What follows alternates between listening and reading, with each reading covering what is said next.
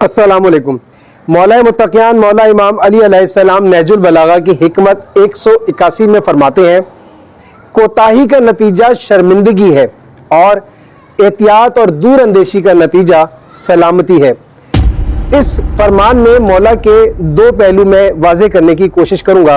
ایک تو یہ ہے کہ کوتاہی کو سمجھنے کے لیے جو قریب ترین ایک لفظ ہے وہ ہے غفلت، یعنی ہم جو کوئی غلطیاں کرتے ہیں وہ کسی غفلت کی وجہ سے کرتے ہیں کہ کسی چیز کی طرف ہم توجہ نہیں دیتے، باقاعدہ تو کوئی عمل نہیں کرتے، لیکن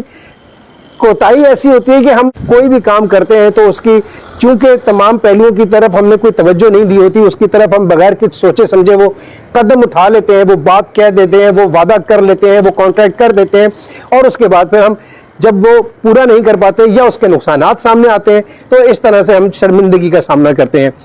اور اس کے علاوہ اگر جو دوسرا پہلو ہے کہ وہ احتیاط ہے، وہ دور اندیشی ہے، اور وہ احتیاط انسان محتاط جب ہی ہوتا ہے کہ جب کچھ جانتا ہو، کسی نقصان کے بارے میں کسی طرح سے اس طرح کا تجربہ رکھتا ہو۔ اس کے لیے وہ کیا کرتا ہے کہ ہر طرف سے ہر پہلو سے وہ اس کام کو جو کہ وہ کرنے جاتا ہے تو وہ اس کے تمام پہلوؤں پر اچھی طرح سے غور و فکر کر لیتا ہے۔ اس کے علاوہ وہ اس کے جو ایکسپرٹ ہوتے ہیں ان سے مشورہ کر لیتا ہے، ان کے تجربوں سے فائدہ اٹھا لیتا ہے۔ اس طرح سے اس کے اندر ایک دور اندیشی پیدا ہو جاتی ہے کہ وہ آنے والے نقصانات کو وقت سے پہلے بھانپ لیتا ہے اور اس سے بچ جاتا ہے، اور اس طرح سے وہ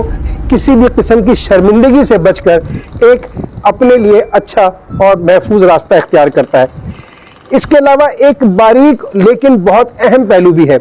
کہ انسان جب کسی غفلت یا کوتاہی کی وجہ سے کوئی نقصان اٹھاتا ہے تو شکوہ کرنے لگتا ہے کہ میرا یہ نقصان کر دیا، میں تو ایسے کرنا چاہتا تھا، میں نے تو وہ کہا تھا، میں نے تو یوں اچھا سوچا تھا اور اب یہ کر دیا یا ایسا نقصان ہو گیا، جبکہ نقصان کی وجہ اس کی غفلت ہوتی ہے اور اس کی وجہ سے وہ اس پروردگار سے شکوہ کر بیٹھتا ہے۔ اس کے دوسری جانب کیا ہوتا ہے کہ جو شخص احتیاط اور دور اندیشی سے کام لیتا ہے اور کسی بڑے نقصان سے بچ جاتا ہے، کسی غلط بات سے بچ جاتا ہے، کسی بدنامی سے بچ جاتا ہے، اور جب اس کو اس چیز کا احساس ہوتا ہے تو وہ پروردگار عالم کے سامنے شکر گزار ہوتا ہے، سجدہ ریز ہو جاتا ہے، اور یوں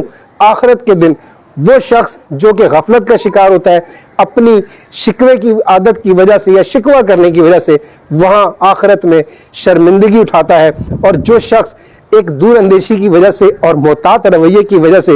کسی نقصان سے بچتے ہوئے اس پروردگار کا شکر گزار ہوتا ہے، وہاں سلامتی اس کا مقدر بنتی ہے۔ شکریہ۔